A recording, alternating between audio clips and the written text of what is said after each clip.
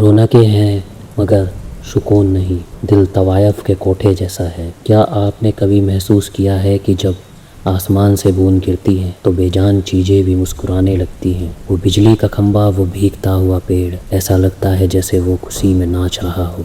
लेकिन उसी बारिश में जब बाहर जल थल हो रहा हो, अंदर किसी का दिल रेगिस्तान बन सकता है। आज की कहानी सादत हसन मंटो के उस अफसाने की है जहां बारिश की बूंदें चिंगारी बन गई। एक ऐसी कहानी जो शुरू होती तो है एक मासूम सी ललक से, लेकिन ख़त्म होती है उस कड़वे सच पर जिसे समाज तवायफ की लिपस्टिक के पीछे छुपा देता है। स्वागत है आपका नाइट रेडियो श्रृंखला 4 में। मैं आपका दोस्त और होस्ट शिव। आप सुन रहे हैं मेरी आवाज़ में सादत हसन मंटो की लिखी कहानी बारिश। आप पहले ही वीडियो को लाइक कर दें, सब्सक्राइब करें चैनल को और हमें सपोर्ट करें कमेंट में। एयरफोन लगा लें और डूब जाएं ऐसी बारिश में जो आपको समाज का आईना दिखाएगी।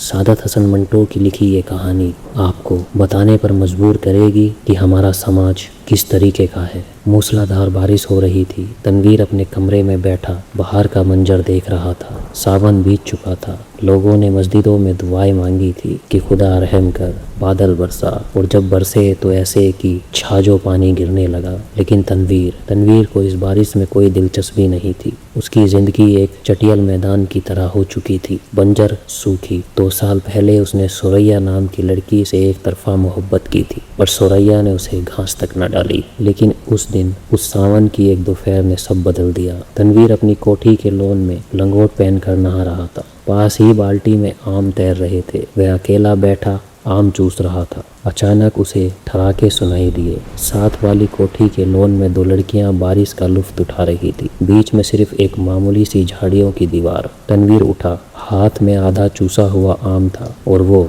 झाड़ियों के पास जाकर छुप कर देखने लगा। मंटो लिखते हैं, उन दोनों ने महीन मलमल के कुर्ते पहने थे जो पानी से भीगकर उसके बदन के साथ चिपक गए थे। तनवीर ने अपनी ज़िंदगी में कभी किसी औरत को ऐसी नज़रों से नहीं देखा था। वो ना तजुर्बेकार था, सिर्फ 20 साल का। लेकिन उस रोज़ उन भीगी हुई जिस्मों को देखकर खून में चिंगारियां दौड़ने लगी। उन 2 लड़कियों में से एक बहुत चंचल थी, परवीन। उसके आगे उसके अंग प्रत्यंग बारिश में भीगकर किसी जलपरी की तरह लग रहे थे। तनवीर जो कभी शायर नहीं था, उस पल के लिए गालिब और मीर बन गया। उसे रेडियो के फिल्मी गाने याद आने लगे। उसे लगा जैसे वो पर्दे का कोई बड़ा हीरो हो, अशोक कुमार या फिर दिलीप कुमार।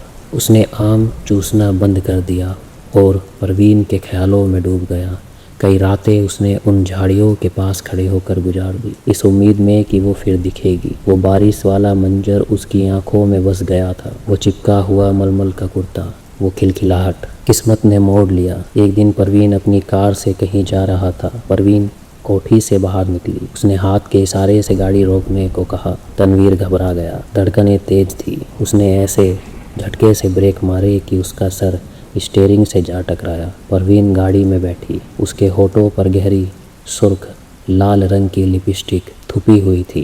उसकी मुस्कुराहट में एक अजीब सी दावत थी। उसने कहा, माफ़ी फरमाइए, बारिश की वजह से तांगा नहीं मिल रहा। आप पड़ोसी हैं इसलिए आपको तकल्लुफ़ दी। तनवीर की ज़ुबान लड़खड़ा रही थी। उसने बातों बातों में कह दिया, मैंने आपको लॉन में नहाते हुए देखा था। परवीन ने पलटकर एक ऐसा सवाल पूछा जो तनवीर को पानी पानी कर गया। हाय, आप देख रहे थे?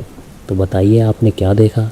गाड़ी की रफ्तार बढ़ गई और साथ ही तनवीर के जज्बात भी। उसने एक सुनसान जगह गाड़ी रोकी और एहसासों में बहकर परवीन को अपनी बाहों में भींच लिया। उसने उसके सुर्ख होठ को चूम लिया। उसे महसूस हुआ जैसे वो दुनिया का सबसे लजीज आम चूस रहा हो। परवीन ने विरोध नहीं किया, लेकिन जैसे ही वो संभला उसे शर्मिंदगी हुई। उसने पूछा, आपको कहाँ जाना है? परवीन ने रास्ता बताया। जब गाड़ी रुकी तो तनवीर के पैरों तले ज़मीन खिसक गई। वो एक तवायफों का कोठा था। परवीन उतरी। शाम को मैं यहीं होती हूँ, कभी ज़रूर तशरीफ़ लाइए। तनवीर सन्न रह गया। उसे लगा कि उसकी कार भी एक वेश्या है जिसे वो रोज़ चलाता है और वो लाल बत्ती उस लिपस्टिक की तरह है। वो वापस अपनी कोठी लौटा। बाहर फिर से बारिश होने लगी, लेकिन इस बार तनवीर गमगीन था। उसे महसूस हुआ कि उसकी आंखों के आंसू ही बारिश के कतरे बनकर गिर रहे हैं। मंटो की ये कहानी हमें बताती है कि हम जिसे पाक मोहब्बत समझते हैं,